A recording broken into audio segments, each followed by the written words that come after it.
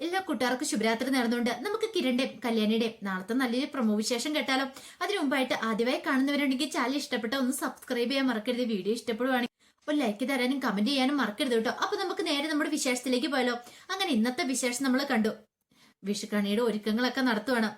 യാമിനിയും Sony എല്ലാരും കൂടെ ചേർന്ന് ആ സമയത്താണ് കല്യാണി അങ്ങോട്ടേക്ക് വരുന്നത്. പിന്നീട് കല്യാണിയും കൂടെ കൂടിയിട്ട് അതിഗംഭീരമായിട്ട് തന്നെ വിഷുക്കണി ഒരുക്കുന്നുണ്ട്. ഈ സമയം ചന്ദ്രസേനും രൂപയൊക്കെ ഭയങ്കര സന്തോഷത്തിലാണ്. കാര്യം അവര് ഒന്നു ചേർന്നതിന് ശേഷമുള്ള ആദ്യത്തെ വിഷുവാണ്. അപ്പൊ അതിഗംഭീരമായിട്ട് തന്നെ ആഘോഷിക്കാനായിട്ട് തീരുമാനിച്ചു. നാളെയാണ്. കിരണും കൂടെ ഇങ്ങോട്ട് വരണം. കിരണും കൂടെ ഉണ്ടെങ്കിലേ പൂർത്തിയാവുള്ളൂ. കിരണും വിഷു കൈനീട്ടം കൊടുക്കണമല്ലോ. ഈ സമയം കല്യാണി പറഞ്ഞു, അതൊന്നും ഓർത്ത് അമ്മ വിഷമിക്കണ്ട. കിരണേട്ടൻ എന്തായാലും ഇങ്ങോട്ടേക്ക് വരും. കിരണേട്ടനും ഇവിടെ വന്നു കഴിഞ്ഞാൽ നമുക്കിവിടെ അടിച്ചു പൊളിച്ച് ആഘോഷിക്കാൻ പറ്റുള്ളൂ എന്നൊക്കെ പറയണം. പക്ഷെങ്കിൽ കല്യാണി പറഞ്ഞില്ല കിരണേട്ടൻ ബഗാസുരനെ കാത്തിരിക്കുക എന്നുള്ള കാര്യം. അയാൾ നാളെ വരും. വിഷുവിന്റെ അന്ന് രാത്രി വരുമെന്നാണ് മനോഹർ പറഞ്ഞിരിക്കുന്നത്. അങ്ങനെയാണെങ്കിൽ അയാൾക്കിട്ട് നല്ല പണി തന്നെ കിരണേട്ടൻ കൊടുക്കും. തൽക്കാലത്തേക്ക് ഇത് അച്ഛനോടും അമ്മയോടൊന്നും പറയണ്ട. പറഞ്ഞിട്ടുണ്ടെങ്കിൽ ശരിയാകത്തില്ല. അവർക്ക് ഭയങ്കര ടെൻഷൻ ആവുമെന്ന് കരുതിയിട്ട് കല്യാണം അതിനെക്കുറിച്ചൊന്നും പറഞ്ഞില്ല. ആ സമയം മനോഹർ ഇങ്ങനെ സ്വപ്നം കണ്ടിങ്ങനെ ബെഡിൽ കയറി ഇരിക്കുക. അപ്പൊ സരയോ അങ്ങോട്ടേക്ക് വന്നിട്ടില്ല.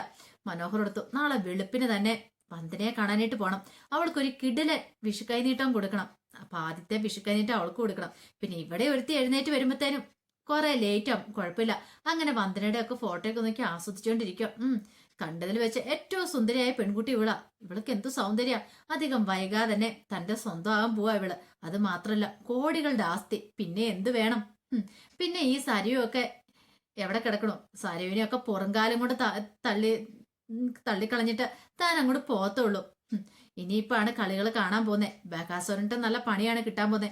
ഒരു പക്ഷേങ്കില് അവനെ പൂട്ടിയില്ലെങ്കിൽ തനിക്കത് പാരയായിട്ട് വരും. അല്ലെങ്കിൽ തന്നെ ആ കിരണിനെ അമ്മാതിരി ആക്കി വെച്ച അയാൾ ഒറ്റ ഒരുത്തരാണ്. അയാൾ പുറത്തോടെ തനിക്ക് പണിയാണ്. ഇനിയിപ്പോ കുഴപ്പമില്ല.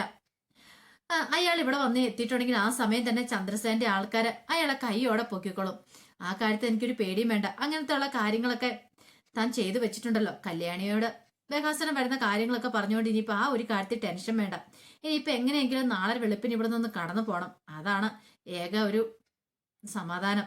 ഇവിടെ നിന്ന് ചെന്ന് അവളുടെ അടുത്ത് പോയി അവളെ ഒന്ന് കാണണം. വിഷുക്കൈനീട്ടം മേടിക്കണം. മിക്കവാറും തനിക്ക് ഇത് കിട്ടാൻ പോകുന്ന മിക്കവാറും കോടികളായിരിക്കും വിഷുക്കൈനീട്ടമായിട്ട് തന്റെ ഭാവി അമ്മായച്ചനും അമ്മയമ്മയൊക്കെ തരാനായിട്ട് പോകുന്നത്. ആ ഒരു സന്തോഷത്തിലാണ് മനോഹർ അവിടെ ഇങ്ങനെ ഇരിക്കണേ. അപ്പോഴേക്ക് സരയു കയറി വന്നു. സരയു വന്നിട്ട് ചോദിച്ചു, അല്ല മനുവേട്ടൻ എന്താ ആലോചിച്ചോണ്ടിരിക്കണേ നിൽക്കും. ഒന്നുമില്ലാന്ന് പറയാം. അല്ല നീ ഇത് എവിടെയായിരുന്നു ചോദിക്കുക. അതെ നാളെ വിഷു അല്ലേ. അപ്പൊ വിഷുക്കണിയും കാര്യങ്ങളൊക്കെ ഞാൻ ഒരുക്കി വെക്കുമായിരുന്നു പറയാം.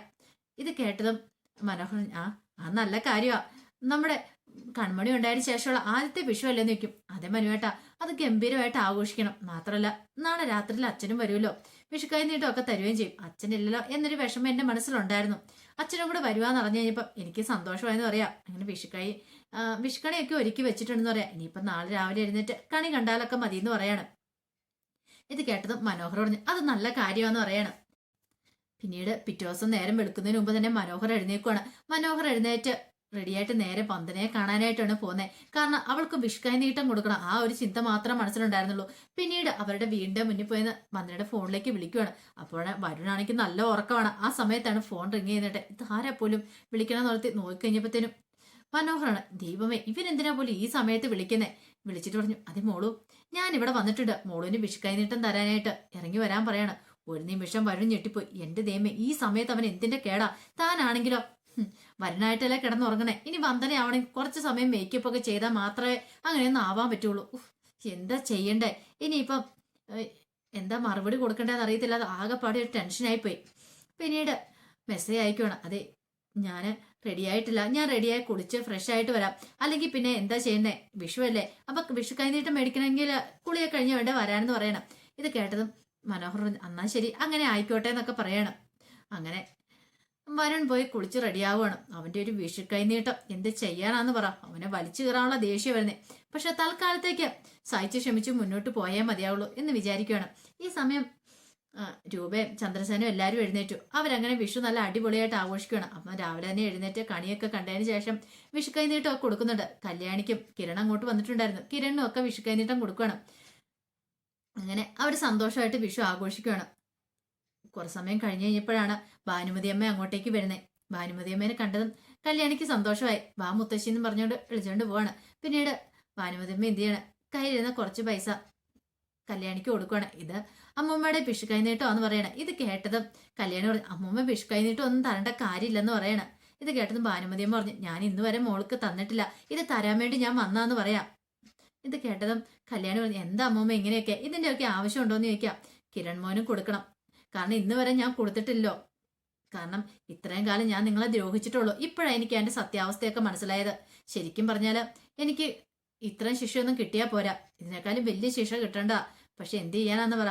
ഒരു പക്ഷേങ്കിലും മോളോടൊക്കെ സ്നേഹം കാണിക്കുന്നോണ്ടായിരിക്കും ഇപ്പം ദൈവം എന്നെ ഇങ്ങനെ ഇട്ടിരിക്കുന്നതെന്നൊക്കെ പറയണം. ഇതടുപ്പ കല്യാണി പറഞ്ഞു, ദേ അമ്മൂമ്മ ഇങ്ങനെയൊന്നും വിചാരിക്കില്ല, വാ എന്നൊക്കെ പറഞ്ഞ് കയറ്റിക്കൊണ്ട് പോവാണ്. അപ്പോഴേക്കും രൂപ ചന്ദ്രസേനയും കൂടെ ഇറങ്ങി വന്നങ്ങോട്ട്. പിന്നീട് ഭാനുമതിയമ്മ അവരോട് സംസാരിക്കുന്നുണ്ട്. അതിനുശേഷം പറഞ്ഞു, സൂക്ഷിക്കണം, ആ ബഗാസുരൻ അവനും പിന്നെ എന്റെ മകൻ പ്രകാശനും ഉണ്ടല്ലോ, എന്ത് ചെയ്യാൻ മടിക്കാത്തവരാണ്. അതുകൊണ്ട് സൂക്ഷിച്ചും കണ്ടും വേണം നടക്കാനെന്ന് പറയാം. ഇത് കേട്ടപ്പോ ചന്ദ്രസേനൻ പറഞ്ഞു, ഇനി അവനെ കൺമുന്നിൽ പോലും വരത്തില്ലോ, അങ്ങനെ എന്തെങ്കിലും വന്നിട്ടുണ്ടെങ്കിൽ ഞാൻ ഒന്നും നോക്കില്ല എന്ന് പറയാണ്. ഭാനുമതിയമ്മ പറഞ്ഞു, ശരിയാ, കാര്യം പറഞ്ഞ എന്റെ മകനൊക്കെ തന്നെയാ പ്രകാശൻ. പക്ഷെ ഇപ്പൊ ഞാൻ അവനെ കൂടുതൽ വെറുത്തു പോവാം, കാരണം അത്രയ്ക്ക് ദുഷ്ടത്തരം അവൻ കാണിച്ചു വെച്ചിരിക്കുന്നേ. ശരിക്കും പറഞ്ഞാല് ഞാനും കുറെ കാലം മുമ്പ് അവരോടൊപ്പം ചേർന്ന് എന്തൊക്കെയോ ക്രൂരതകൾ ചെയ്തിട്ടുണ്ട്. പക്ഷെ ഇപ്പോഴാണ് എനിക്ക് അതൊക്കെ മനസ്സിലാകുന്നത്, ഞാൻ എത്ര വലിയ തെറ്റാ ചെയ്തതെന്നുള്ളേ. ഇതൊക്കെ കേട്ട് കഴിഞ്ഞപ്പോൾ രൂപ പറഞ്ഞു, ഇനിയിപ്പോൾ അതിനെക്കുറിച്ച് ആലോചിച്ച് അധികം ടെൻഷൻ അടിക്കേണ്ട കാര്യമില്ലെന്ന് പറയണം. പിന്നീട് കല്യാണത്തിന് വാ അമ്മൂമ്മ, ഞാൻ അമ്മൂമ്മയ്ക്ക് ചായ എടുത്താരാന്നൊക്കെ പറഞ്ഞ് അകത്തേക്ക് കൂട്ടിക്കൊണ്ട് പോവാണ്. പിന്നീട് പറഞ്ഞു, അമ്മൂമ്മയ്ക്ക് അവിടെ നിൽക്കാൻ മടിയുണ്ടെങ്കിൽ ഇവിടെ ഒന്ന് കുറച്ചു ദിവസം നിന്നുകൂടെന്ന് ചോദിക്കാം. വേണ്ട മോളെ, അത് ശരിയാകത്തില്ലെന്ന് പറയാം. അതെന്താ?